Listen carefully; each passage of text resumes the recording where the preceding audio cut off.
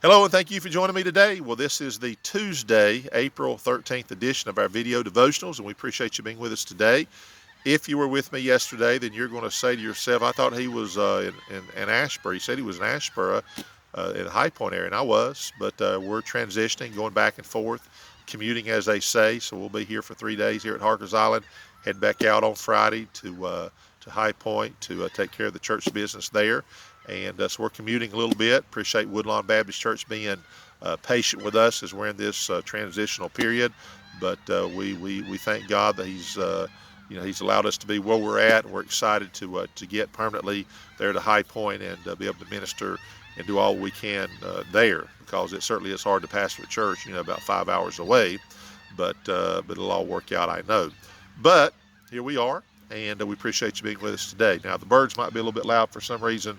They're excessively loud. I don't think they'll drown me out, but if you hear a bunch of seagulls, then you just chalk it up they're hungry, or they're trying to get my attention and say, feed me, because that's what seagulls, I think that's at the top of their list, is to be fed. So we started on Monday with our theme, encouragement. Today we're going to be in 1 Samuel chapter 30, verse 6. Maybe read a couple of verses that follow that, and try to, as we say, be an encouragement to you, okay? So 1 Samuel chapter 30, verse 6 says this, and David was greatly distressed, for the people spake of stoning him, because the soul of all the people was grieved, every man for his sons and for his daughters. But David encouraged himself in the Lord his God. Here's a situation. David has this little band of men. David, of course, is kind of a hunted man himself. And he has this band of men that are with him and their families, of course. And there's this little area where all the families are at and staying until things can get resolved between David and Saul. And the point is that village there, Ziklag, I think it was overtaken by an enemy, and took all the people and all the supplies there, and kind of took them. And all the people says, here we are, we're following David, loyal to him, and man, we've at least for the moment, we've lost our families. And that's why David was greatly distressed. These people said were about to turn on him, and they were real close to it. But notice what the Bible says here. David saw that, but he encouraged himself in the Lord his God.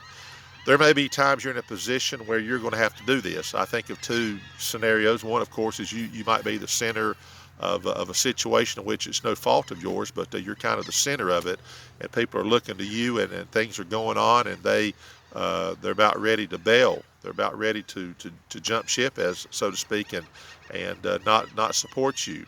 And that could be a situation like David's in. The other situation is really not said here, but this is a situation that probably may come up more than this is where you find yourself in a situation. You're the only one that really carries the burden of it. You've not really told anybody, and you're bearing that burden alone, and you can't really go to other people. I say you can't, or at least you don't go to other people and kind of express and share it with them, but you're carrying this thing, you see.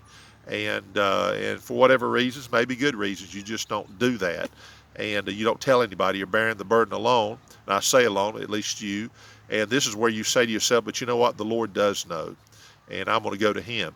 It's kind of like when people, they get prayer requests. Sometimes people say, I've got an unspoken, the Lord knows all about it. Well, there you go. They don't want to, for whatever reason, they don't want to express it. It may be something personal. Maybe they're trying to help somebody else by not expressing it because they don't want it kind of broadcast, so to speak. So it's kind of one of these, the Lord does know.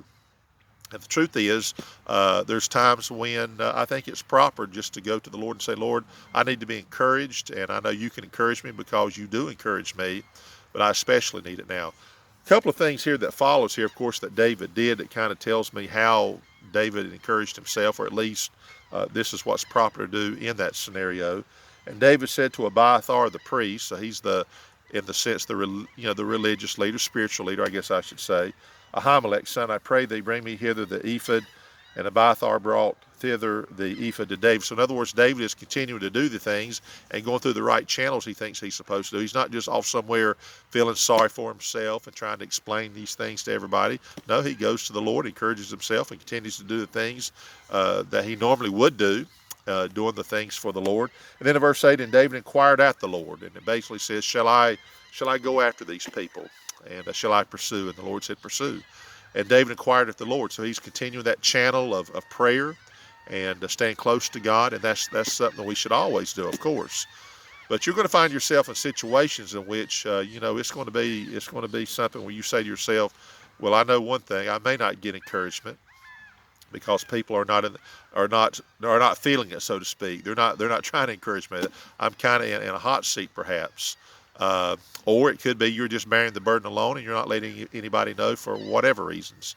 And you say, but you know what? I'll go to the Lord. He knows already, and I'm going to go to Him and encourage myself in the Lord. So simple, and yet this is something that we need to do, and it's going to be good when you get that encouragement from the Lord. Obviously, sometimes God uses other people to do it. We really talked about that yesterday. We'll talk more about it Wednesday through Friday as we finish this out. But David did encourage himself in the Lord. That's why you need to be in a position of prayer, walking with God, so that you can do that, so that you don't feel like if you are in the position, well, does anybody care, or no one does care, doesn't seem like anybody's coming to my side, then you know what, you need to be in a position to say, but you know what, I'm going to go to God, because that's who I regularly go to, and that's why it's important to walk with God, to encourage yourself in the Lord. And don't you get encouraged every day when you read the Bible, or you pray, or do both? I mean, yes, we get encouraged by messages from the pastor, or Sunday school, or even devotions like this. I understand that, but there's something about you going and the Lord feeding you directly through His Word, and you spending time in prayer and getting encouragement that way. So it's all important. But certainly being encouraged in the Lord and you doing that, that's a good thing, and something we all need to be in a practice of, I should say. Well, I think that's enough for today. We're going to see you tomorrow on Wednesday.